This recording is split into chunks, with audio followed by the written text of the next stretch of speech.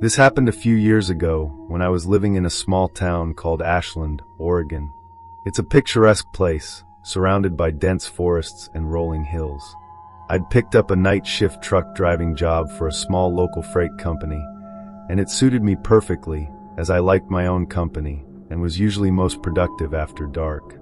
My job involved transporting goods from the local distribution center to smaller businesses in the region.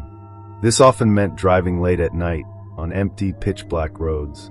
One particular night, around 2 in the morning, I was driving down a two-lane highway that cut through a particularly thick patch of forest.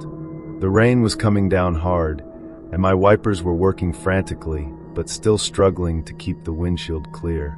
Suddenly, my headlights illuminated a figure standing on the side of the road.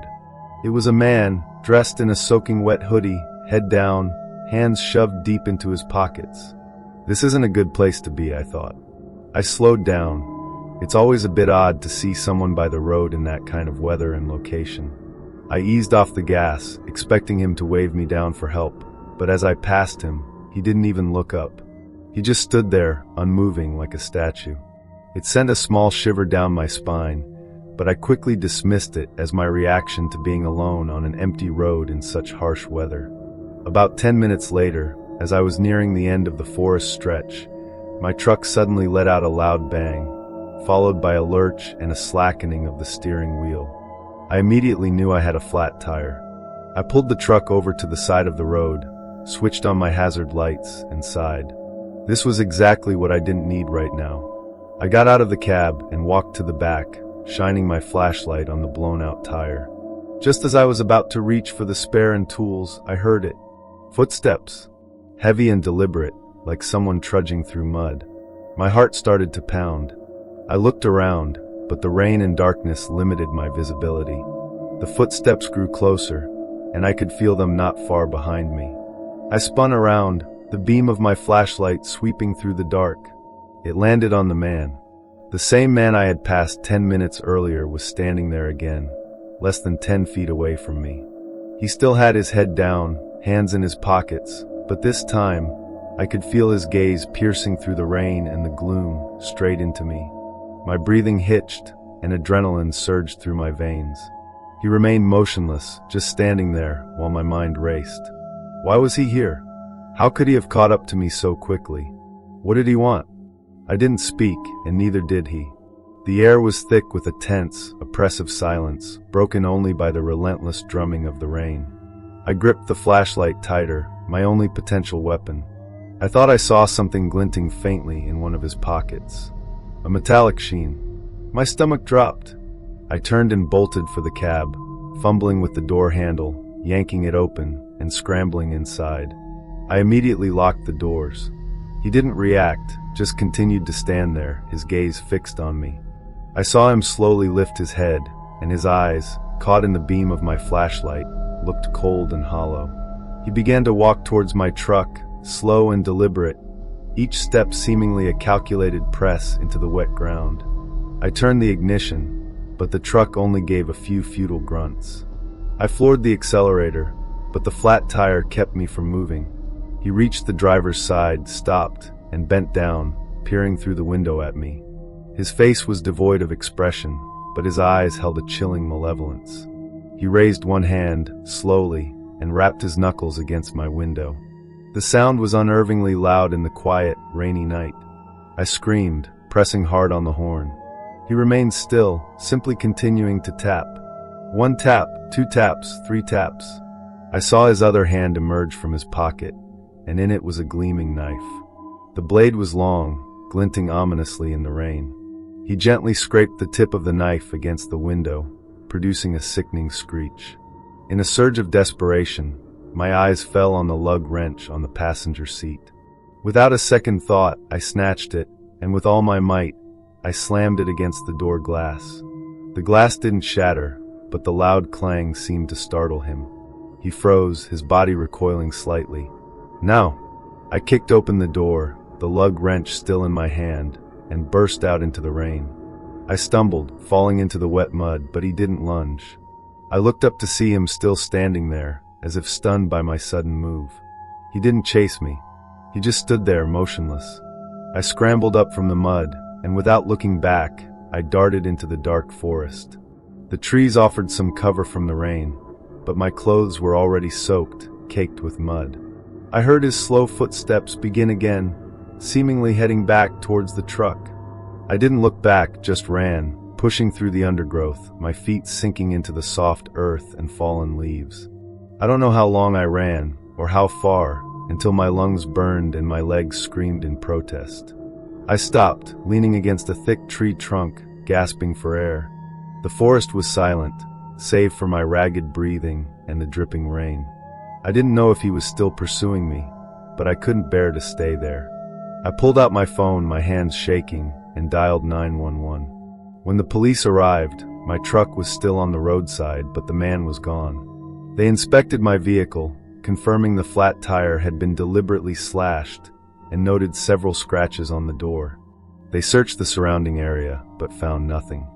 The man had vanished as mysteriously as he appeared. After that incident, I never drove a night shift again, and I've been wary of driving alone on isolated roads ever since. Every time a rainy night descends, I can't help but recall those cold, hollow eyes and that knife glinting in the rain. I don't know who that man was or why he did what he did. He was never caught, and that fact still sends shivers down my spine. I often wonder if he's still out there, lurking on those remote roads, looking for his next victim. That night, he just watched me run, and that unsettles me more than if he had actually attacked me. Why did he let me go? That unanswered question, like an enduring shadow, forever hangs over my memories.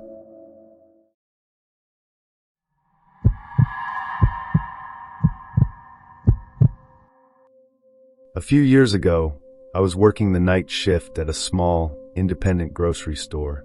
It was one of those places that never really closed, just went into a kind of sleepy hibernation from midnight to 6 a.m. My job was to restock shelves, clean up, and handle the occasional late-night customer. Most nights were uneventful, just the hum of the refrigerators and the soft thud of boxes being moved. But one particular Tuesday, everything changed. It was around 3 a.m., and a storm had rolled in. The rain was drumming against the roof, and the wind was howling, making the old building creak and groan. The store was completely empty, save for me. I was in the canned goods aisle, humming along to the forgotten playlist on my headphones when I heard it. A faint scraping sound, like metal on concrete, coming from the back of the store, near the loading dock. I pulled off my headphones, my heart giving a little skip. It wasn't uncommon for things to shift or settle in an old building during a storm, but this sound was distinct, rhythmic. Scrape, scrape, scrape. I walked towards the back, my flashlight beam cutting through the dim aisles. The sound grew louder as I approached the loading dock doors. They were thick, steel doors, usually bolted shut from the inside. But as I got closer, I saw that one of them was ajar, just a crack, letting in a sliver of darkness from outside. My stomach clenched. I knew I had locked those doors myself before my shift. I hesitated, a cold dread washing over me. Every instinct screamed at me to run, to call the police. But I was alone, deep in the store, and a strange sense of responsibility, mixed with morbid curiosity, held me rooted. Slowly, cautiously, I pushed the door open a little further. The scraping sound intensified, and I realized what it was. It sounded like someone was dragging something heavy, something metallic, across the concrete floor of the loading dock. "Hello!" I called out, my voice barely a whisper against the storm. The scraping stopped abruptly. The silence that followed was deafening, punctuated only by the relentless rain. I strained my ears, hearing nothing but the wind. Then a low, guttural growl echoed from the darkness outside. It wasn't animalistic, not like a dog or a bear. It was a human sound, but filled with a chilling, primal rage. My blood ran cold. I slammed the door shut, fumbling with the heavy bolts. My hands were shaking so badly, I could barely aim the latch into the lock. As I finally secured it, a powerful thump hit the door from the other side, making the steel vibrate. It was followed by another, and another, like someone was throwing their entire body against it. I backed away, my eyes wide, scanning the empty store. There was no one else there. I was trapped. I ran to the main entrance, pulling on the glass doors. They were locked, of course. I had locked them. Panic began to set in, a suffocating wave. I needed to call someone, anyone. My phone. It was in the back, in the staff room, near the loading dock. As if on cue, the emergency lights flickered, plunging parts of the store into an even deeper gloom. The only light now came from the streetlights, filtering through the front windows, casting long, distorted shadows. I could hear the thumping against the loading dock doors escalating, accompanied by a new sound, a metallic clanging, like heavy tools being dropped or thrown. He was trying to get in. I crept back towards the staff room, hugging the shelves, trying to be as silent as possible. Every creak of the floorboards, every gust of wind made me jump. When I reached the staff room door, I pushed it open slowly. The room was dark. My phone was on the small table in the corner. As I reached for it, a loud crash erupted from the loading dock area. It sounded like something had given way. I froze, phone in hand, my thumb hovering over the numbers. Then I heard it. A distinct drip, drip, drip from just beyond the staff room door. Liquid, and the air was suddenly thick with the coppery smell of blood. My eyes darted to the small window that overlooked the loading dock. In the faint, flickering light of a distant streetlight, I saw it. A figure silhouetted against the stormy night. It was the man from the hoodie, but he wasn't standing. He was hunched over something on the ground, and his hands, glistening wet, were moving rhythmically. My stomach churned. He was doing something to someone. The scraping sound suddenly made horrible sense. He wasn't dragging metal. He was dragging a body. I didn't think. I just reacted. I dropped my phone, grabbed the heaviest thing I could find, a fire extinguisher, and burst out of the staff room, not towards the main entrance, but towards the back aisle that led to the emergency exit near the dumpsters. I could hear him moving now, heavy footsteps, sloshing through something wet. He was inside. I sprinted down the aisle, the sound of my own pounding feet deafening in my ears. As I reached the emergency exit, I heard a loud thud from behind me, and then a guttural roar. He was close. I threw myself at the bar of the emergency door, pushing it open, and burst out into the pouring rain. I didn't stop. I ran across the parking lot, not even looking back. The fire extinguisher was still clutched in my hand. I just kept running, the cold rain stinging my face, until I reached the safety of the main road and flagged down a passing car. The police found blood on the loading dock and a trail of it leading out into the storm, but no body. No evidence of a struggle, just the blood. The man was never identified, never caught. The grocery store closed down a few months later, and I never worked a night shift again. But every time it rains and the wind howls, I still remember that guttural growl, the scraping sound, and the coppery smell. And I wonder, what was he doing out there? And where did he go? The blood, the clanging of tools, it suggests a plan, a purpose. And that thought is what truly haunts me.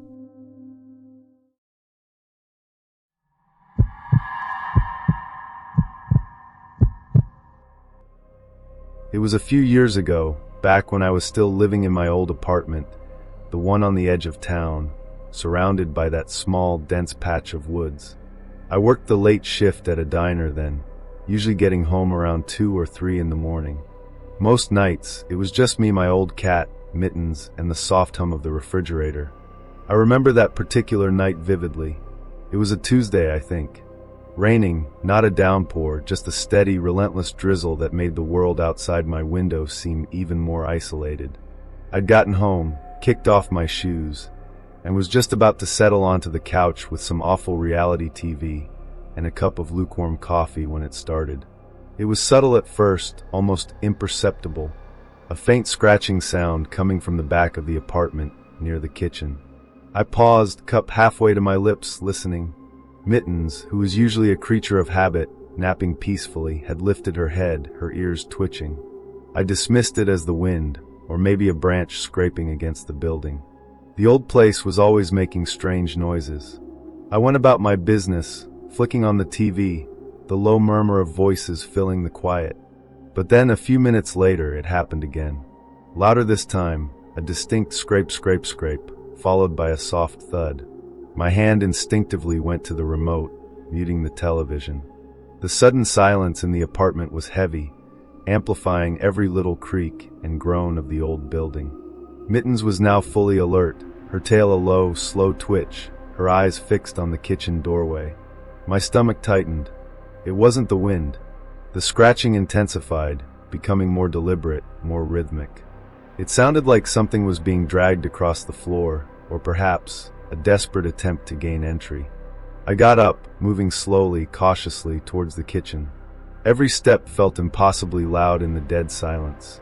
As I neared the doorway, a new sound joined the cacophony, a low, guttural growl, not from Mittens, but from somewhere outside. My breath hitched in my throat. This wasn't an animal. This was something else.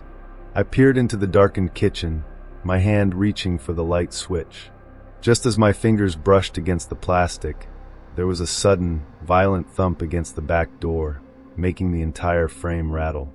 Mittens let out a terrified yowl and bolted under the couch. My heart hammered against my ribs, a frantic drum against the impending dread. I backed away from the kitchen, my eyes darting around the living room, searching for something, anything, to defend myself with. The only thing I could see was a heavy, ornate brass lamp on a side table. Not ideal, but it was all I had. I grabbed it, my knuckles white around the cold metal. The thumping on the back door grew more aggressive, punctuated by a low, insistent scraping sound, as if something sharp was being dragged down the wood. Then, the distinct, sickening sound of splintering wood. They were trying to get in. Panic, cold and sharp, seized me. I heard a muffled grunt from outside, followed by another forceful slam. A crack appeared in the door, just above the lock, spiderwebbing outwards. I knew I didn't have much time. I took a few shaky breaths, my mind racing, desperately trying to formulate a plan. The only escape was the front door, but to get there, I would have to pass the living room window that faced the backyard. I knew the man was right outside. Suddenly, the doorknob began to rattle violently, followed by a loud crack as the lock finally gave way. The door burst open, revealing a hulking silhouette against the faint glow of the rainy night. I didn't wait. Adrenaline coursing through me, I bolted towards the front door, clutching the heavy lamp like a lifeline. I heard a guttural yell behind me and the heavy thud of footsteps rapidly gaining. I fumbled with the deadbolt, my fingers numb with terror, each click agonizingly slow. The man was practically on my heels now. I could hear his ragged breathing, feel the oppressive weight of his presence. Just as the lock disengaged, I felt a hand clamp around my shoulder, its grip like iron. I screamed a raw, primal sound and swung the lamp blindly backward. There was a sickening thunk and a muffled curse. The grip on my shoulder loosened, just enough for me to yank free. I burst out the front door and into the pouring rain, not daring to look back. I ran blindly, my bare feet slapping against the wet pavement, the cold rain a shocking embrace against my burning skin. I didn't stop until I reached my car, fumbling with the keys, my hands shaking so violently I could barely insert it into the ignition. I slammed the door shut, locked it, and peeled out of the driveway, the tires squealing on the wet asphalt. I drove for what felt like hours, not caring where I was going, just needing to be as far away from that apartment as possible. When the sun finally began to creep over the horizon, painting the sky in bruised purples and grays, I pulled into a rest stop, my body trembling, my throat raw from screaming. I finally called the police, my voice hoarse, recounting the horrifying events of the night. They investigated, of course, found the splintered back door, the clear evidence of a forced entry, and even a small, bloodied wrench near the back door, presumably the tool he had used to hit the door. But they found no trace of the man. No fingerprints, no witnesses, nothing that could identify him. The case went cold, just another unsolved home invasion. I never went back to that apartment, not even to pack my things. My brother had to do it. I still jump at every unexpected sound, every shadow outside my window. The image of that hulking figure, silhouetted against the rainy night, is burned into my mind. I still don't know who he was, or what he wanted. And that, more than anything, is what truly haunts me.